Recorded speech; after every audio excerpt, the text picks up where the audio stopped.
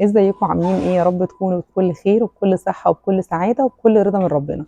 احنا دلوقتي بنصور مشروع لطيف قوي وجميل زي صاحبته، كل تفاصيله حقيقي كانت ممتعة، لان بتبقى من اكتر الحاجات اللطيفة لينا كديزاينرز ان الكلاينت تبقى واثقة فينا، او العميل يبقى واثق فينا يقول لنا انتوا شايفين ايه. اكيد طبعا بنبعت له نقول له حضرتك تحب ده ولا نحب ده، بنفهم ذوقه، بس في الاخر الديسيجن اللي هي كريتيكال بتاعت مثلا الفابريكس، السجاد، الاكسسوارز، اما بيحطوا ثقتهم فينا بتطلع النتيجة مبهرة زي ما انا هوريكم.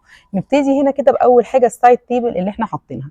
دي جاست ليفنج اريا موجوده عندي في نفس الدور بتاع السفره والصالون، وعندي المخرج ده بخرج منه للجنينه. حطينا هنا سايد تيبل عشان لو حد قاعد على كنبه الليفنج روم يقدر يقعد كده يشرب حاجه يحطها هنا، وفي نفس الوقت الاكسس للجنينه بقى سهل. لو جينا هنا بقى بصينا الليفنج قد ايه لذيذه، هي مش ليفنج، هي جاست تي في اريا. يعني انا قاعده الكنبه شكلها شيك وكلاسيك ورايقه ولايقه مع الستايل الشيك اللي انا عاملاه بره.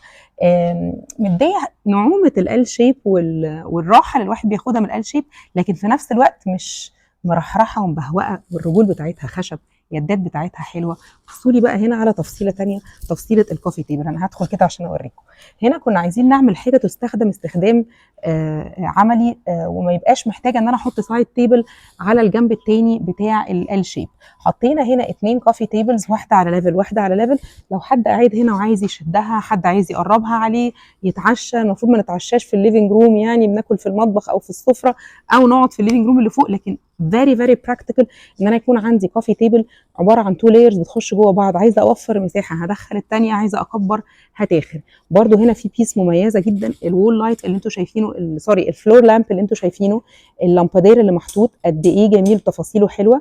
البيس دي تصميمنا وتنفيذنا ومن البست سيلرز عندنا. بعتذر اعتذار بس بسيط كده عن ارتفاع الارت وورك، لان الارت وورك زي ما انتم شايفين احنا بس حاطينه كده مؤقتا، الطبيعي ان هو بيعلى عن الكنبه من 20 ل 30 سم.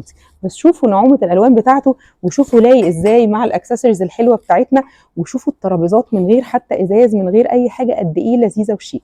تفصيله ثانيه بقى لو انتوا جيتوا كده وانا هجيلكم كده بقى، التي في يونت دي. التي في يونت دي عظيمه بالبارتيشن اللي وراها. الكلاينت كانت عايزه يبقى عندها جاست ليفنج اريا، ناس لو جالها يقعدوا يتفرجوا على التلفزيون، بس في نفس الوقت وهم قاعدين هنا ما يبقاش اللي داخل من باب البيت شايفهم. في البيت ده بفتح البيت ببقى شايفه الصالون والليفنج والسفره. فقررنا نعمل البارتيشن العظيم اللي انتم شايفينه، ثبتناه في السقف بقطعات شكلها لذيذ. عملنا هنا مرايات عشان تعكس الاضاءه وتعكس السبيس، عشان اللي قاعد هنا ما يحسش ان هو مخنوق ومتضايق. كمان برضو تفصيله عايزه اوريها لكم، السقف اللي فوقيه قد ايه لطيف، مجرد كورنيشه خفيفه وبيت نور واندايركت لايت قد ايه ناعم. لو تيجوا بقى هنا بس مره ثانيه كده، انا دوختكم معايا معلش عشان اوريكم الستاير. انا دايما بحب في الستاير ما يبقاش فيها تفاصيل كتير. كلاينت كانت عايزه حاجه بسيطه مش حاجه بيزي، فاخترنا ان احنا نعمل جناب بتتلم. الاول كنا عاملين تصميمات تانية، ويا دوبك حطينا 2 شرابيه لطاف بيتلموا بالكردون زي ما انتم شايفين. قولوا لي عجبتكم ليفنج روم ولا لا، وايه اكتر تفاصيل عجبتكم فيها. بس في حاجه انا شخصيا حباها قوي، ان تعالوا بقى كده، ان اللي يقعد هنا على التي في لو مقفل بقيه النور، خشوا كده وروا الناس جمال التي في يونت.